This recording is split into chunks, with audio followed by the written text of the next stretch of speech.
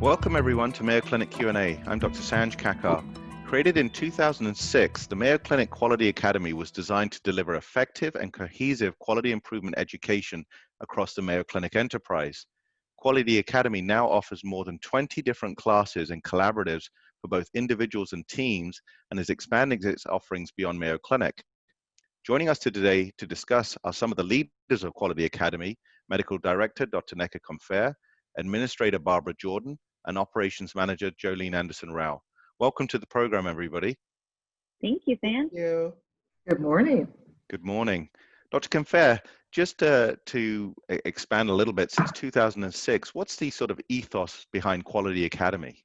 Well, Quality Academy is a really special group within the clinic. Quality Academy occupies a central role whose key mission is really to teach Mayo Clinic staff how to see gaps in quality in their work every day and equips them with the tools, methods, and skills to close those gaps in real-time practice in the course of their work.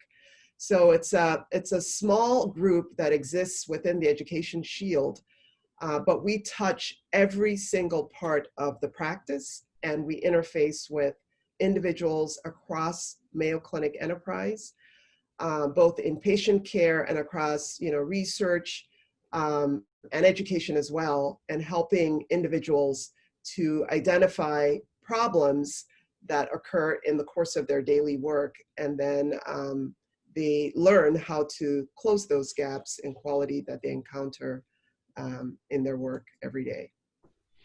So Barbara, from your perspective, why is quality improvement so important, as Dr. Comfere mentioned, not only just for the practice, but for education and research?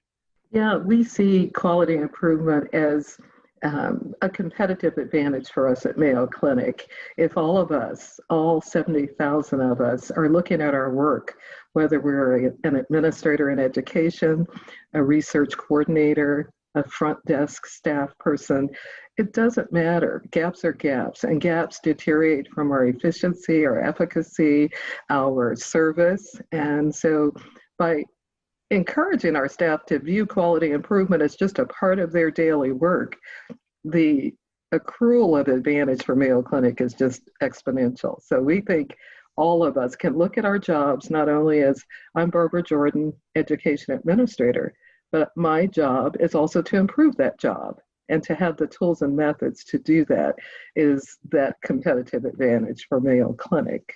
So we heard 70,000 employees at Mayo Clinic Enterprise. Jolene, how many of the workforce have actually been through the Quality Academy in some way or the other? Like you said, Mayo Clinic has 70,000 employees. Nearly 41,000 of them have achieved some level of certification. The majority of them have achieved bronze certification, and over 7,400 are those silver quality fellows. I know I myself am a silver quality fellow. Barbara, are you silver quality fellow? I am. And Nneka, you're a silver quality fellow as well. So I'm an ops manager, Barbara's an administrator, and Nneka is a dermatologist. Our gold fellows are those who are highly qualified improvement professionals whom we count on to coach and mentor and lead quality improvement initiatives across the institution. And then in 2014, we created a Diamond Quality Fellow, which is our Lifetime Achievement Award. And that's given to only those who are nominated by their peers. Today, we have 17 Diamond Fellows in our ranks, and it's a pretty prestigious award that people aspire to achieve. Congratulations, that's truly impressive. So Dr. Comfere, we heard about the different levels, bronze, silver, gold, and 17 have aspired to diamond level. Can you tell us the sort of differences of those levels? Yeah, I would say the certification program that Quality Academy administers is probably the flagstone, or basically the key component of all of our deliverables to Mayo Clinic staff. We offer 3 levels of certification for most of our employees. The diamond level is a cut above those 3 levels because you get nominated to that. It's a Lifetime Achievement Award, but we exist at the bronze, silver, and gold level. At the bronze level, we're really just, the expectation is that employees or Mayo Clinic staff learn how they understand the value of quality, within the Mayo context of care. They learn about gaps in quality, how to see those gaps, and then learn about the basic principles of quality improvement, tools and methods, and how to apply them to solve problems. And as Barbara mentioned, we teach at the bronze level employees to recognize that their job number one is to do their job and to improve upon their job every day. So at the silver level, which is where I would say the bulk of our employees end up settling in at the silver level, they get introduced to specific quality improvement tools, and they learn how to apply those tools in the context of an actual quality improvement project germane to their area of work, and can actually see how the application of those tools creates or improves specific processes in their work setting. And so at the silver level, there's a didactic curriculum and then an experiential component as well. The gold level is really for our experienced quality improvement experts. These are individuals who are quality improvement advisors, and they are facilitating training, mentoring, coaching quality improvement teams across the enterprise who are engaged in the quality improvement process. So these individuals are usually teaching a lot of our classes, and they are mentoring, actively mentoring and coaching quality improvement teams. So those are the three levels of certification that exist. And we have many staff who aspire to continue to advance their quality improvement knowledge. And this certification program gives them that added incentive to reach higher and higher in their goals to expand their knowledge in QI. Well, thank you for explaining that, because I think when we think of Mayo Clinic, we think about the culture. And we think about the uniqueness of the culture here at Mayo Clinic about taking care of our patients first and foremost. And I think with programs such as the Quality Academy, that truly goes to sort of being the bedrock behind that culture. Now, you talked about the practice. What about the medical school? Are the medical students being exposed to Quality Academy and quality improvement tools? Absolutely. In fact, our learners, which include medical students, residents, fellows, are part of this learning process. They're part of our learning organization. And so we start very early with our medical students in their first year, introducing them to quality and quality improvement. This becomes part of their science of healthcare delivery curriculum. They're exposed to the didactics, just the basic fundamentals of quality and quality improvement.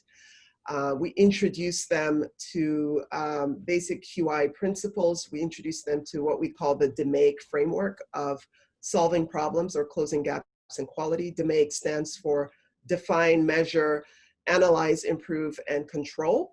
And it's a framework that we employ across the institution to improve our care processes. So they're introduced to that in a simulated way using simulated project examples. And then as they start to advance into the wards on the floor in the inpatient and outpatient setting, they start to see how the practice works and can actually start to recognize gaps in quality that exist in practice. And they advance in their knowledge. We introduce them to specific tools, quality improvement tools and methods. And they're able to apply that in the practice setting to solve problems. As they progress through their training, residency, and fellowship, for our new incoming residents, there's an expectation that they're all bronze certified. And then for different residency programs, there's an expectation that they are achieving silver certification by the time they complete their residency training. So there are requirements that they go through different levels of the certification program at different stages of their training, but they are not, we definitely engage them in the quality improvement process. And it helps that our faculty, most of them have gone through the Quality Academy training as well and can serve as role models and mentors to the learners at different stages in their training. Terrific. And a lot of these teachings obviously had been face-to-face. And Barbara, now with the COVID pandemic, things have changed a little bit in terms of how we deliver education. How has the Quality Academy moved such that we can still deliver these principles, but in a safe way? I'm just so proud of our team. I'm proud of the whole College of Medicine because the pandemic kind of caught us off guard, but boy, we didn't miss a step. And just like the rest of the College of Medicine, where the Quality Academy resides, we have risen to the occasion. Kind of necessity is the mother of invention. And we, I believe, will have some products and services from our transition to online, virtual, asynchronous, synchronous learning products for our internal staff, as well as the potential for some externalization of those items. So we have transitioned to provide online training, virtual training to staff across our primary products. The bronze curriculum has already been online, but our silver is now virtual, and we're just thrilled about that because it will allow us to continue to serve the needs of our internal audience. And as Dr. Comfere mentioned, we really want to see our leaders, our ops managers, our administrators, our project managers, our division and departmental leaders achieve silver, because silver is really where you are able to apply the knowledge and really advance quality improvement at Mayo. So again, Dr. Fred Meyer, our executive dean for education, likes to point out that in the College of Medicine, we never closed, and I can say with a surety that that's the same for the Quality Academy. We never closed. We just transitioned, and today we're stronger because of it. Obviously, transition since 2006, everything's been face-to-face. So to pivot and transition couldn't have been easy. Can you tell us a little bit about how that happened? Just due to the hard work of a lot of very, very talented people across not only the Quality Academy, but some support services, shared services within our own College of Medicine to move the content from face-to-face to the online learning environment. So we have within education a group that works on those things, and we've used that. We've worked with our colleagues in that area: education design, instructional designs, designing staff and colleagues. So we partnered with them, but I tell you, the crux of it comes from our very talented team of quality improvement advisors, education coordinators, our administrative assistants, all really rallied together and turned this thing on a dime, really, because they didn't have any notice. And to know that, our leadership, all of us on the screen, did not want to see the Quality Academy fate, for 60, 90, who knows how long.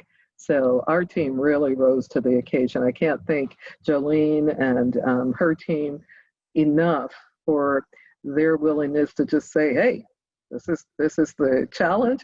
We're up to meet that challenge, and delivered in a very, very excellent way. You can see you've been able to walk the walk and talk the talk, as you said, with the quality improvement advisors learning new skills to be able to transition to this. Now, I know that every year there's an important quality conference that's done, and traditionally it's also been done in Rochester, Arizona, and Florida. Tell us what's new or potentially new for 2021, Barbara. What are your thoughts about that? This is a kind of multifaceted effort. We are looking to move away from 3 separate conferences, which have all been very successful. But given the virtual environment and the uncertainty of 2021 as it relates to that environment, we are moving forward with planning for a enterprise level virtual quality conference. And our quality conferences, we fill the auditoriums wherever we are, whether it's Jacksonville, Arizona, or here in Minnesota, and to capture that audience, but virtually, and be able to deliver world-class national, international leaders in quality improvement to thousands of people is something we're very excited about. One of our deliverables for the conference will include a virtual opportunity for abstract or poster display, and we're working to figure that all out. I know that there's technology out there, and we will figure it out so that staff have a chance to showcase the work that they've done in quality improvement over the year. And I know that lots is being done, some of it in relation to COVID, and then other activity that's just, the standard of looking for gaps in our practice and research and education and fielding projects and opportunities to close those gaps. So we're very excited. And I would ask Jolene and Nneka about thoughts about the conference, because I know that their wheels have been turning also, and we have made the decision to go virtual. But what are some of the things we've thought about in addition to just capturing that large audience? I think one of the unique and just special things about the Quality Conference is it really serves as a culmination of our Mayo Clinic staff's efforts throughout the previous year in terms of all the wonderful quality improvement work that's going on across the organization. At this conference, they have an opportunity to showcase, as Barbara said, all the improvements that have been made, sharing the best practices and learnings that are unique to their to the different parts of their work. And those participants who engage with the poster presentations learn about all the great things happening at all corners of the organization. So I'm particularly interested with this virtual conference because we'll have an opportunity for the first time, in a while, to have a unified conference that is reflective of all the activities that have been going on across all the sites. So there will be an opportunity for dialogue, cross-site, cross-campus dialogue that we have not traditionally had. So I think that's going to be different for 2021. I think that the theme we select will be something that obviously all the groups will reflect on and will feel strongly about. We try to pick topical issues that are of relevance to the organization or might be reflective of what's going on, in the external world as well. So I think the theme we select, as well as the opportunity to showcase work happening across the enterprise, will be two unique aspects of the conference. Our quality conference is our way to showcase and celebrate everyone who's been working so hard to close those gaps and to do quality improvement across the institution. And that's, as we had indicated, part of the culture of quality at Mayo Clinic. And it's that celebration that we provide to them. And one other aspect is we will also be awarding our Diamond Quality Fellows at this conference. And many times our CEO will be the one to provide them with the awards. And it's a great culmination just to celebrate all of those who have worked so hard. Jolene, so building on the track record of success of quality improvement culture at Mayo Clinic, I understand that the Quality Academy now is looking to potentially teach other institutions some of the secret sauce that exists in quality improvement. Can you talk a little bit about that? So we established our mission quite a few years ago, and Quality Academy's mission is to educate and inspire all healthcare staff to bridge gaps in quality. Now, to us, that didn't mean all healthcare staff within our walls. It meant all healthcare workers across the globe. We know that sounds a little bit over the top. Barbara would said we're aspirational and we're going to do it. And last year, we did a soft launch of our Quality Fellows longitudinal education and certification program to the external market. So anyone in the healthcare field or even outside the healthcare field who has an interest in quality improvement with an emphasis on healthcare can pursue our bronze and silver Mayo Clinic Quality Fellow certification. And to date, we've worked with institutions domestically and internationally from California to Singapore. So it's exciting times in Quality Academy. Well, that's wonderful, because patient care is patient care. And if others can learn from Mayo Clinic and what we've learned over the years, I think that's what we're here to do, to help others and teach all. Barbara, Nneka, Jolene, anything else you want to add before we wrap up? In 2020, we launched our campaign to 70,000 problem solvers. We're really excited that 41,000 of our employees have engaged in this education and quality improvement, but that's not enough. We never want to stop encouraging people in their quality journey. So our goal is to attain 100% of all of our employees to attain, at the very least, that bronze certification, which really clearly indicates to every single person and helps them understand that job number one is job number one, but you need to improve job number one. And we've got the support of leadership. We've got a lot of teams. So we have a reporting structure where supervisor can look to see if their team is all bronze certified. And if not, they can assign those that education to the team members. And then once their team achieves 100% bronze certification, they can sign or send in a form to Quality Academy on our website and put their team into a drawing. Thus far, we've had 47 teams submit to our program, and we've awarded 837 staff with prizes and gifts from Quality Academy, just out of appreciation for them taking that first step, participating in that quality improvement, which is pivotal to what we do here at Mayo Clinic. Well, that's a wonderful Jolene. testimony, Jolene, to the culture at Mayo Clinic, the fact that so many people have engaged even during uncertain times. It's just a testimony to Mayo Clinic and the Quality Academy. Our thanks to Mayo Clinic Quality Academy leadership, Medical Director Dr. Nneka Comfere, Administrator Barbara Jordan, and Operations Manager Jolene Anderson-Rau. Thanks so much for joining us today. Mayo Clinic Q&A is a production of the Mayo Clinic News Network and is available wherever you get and subscribe to your favorite podcasts. To see a list of all Mayo Clinic podcasts, visit newsnetwork.mayoclinic.org. Then click on Podcasts. Thanks for listening, and be well. We hope you'll offer a review of this and other episodes when the option is available. Comments and questions can also be sent to Mayo Clinic News Network at mayo.edu.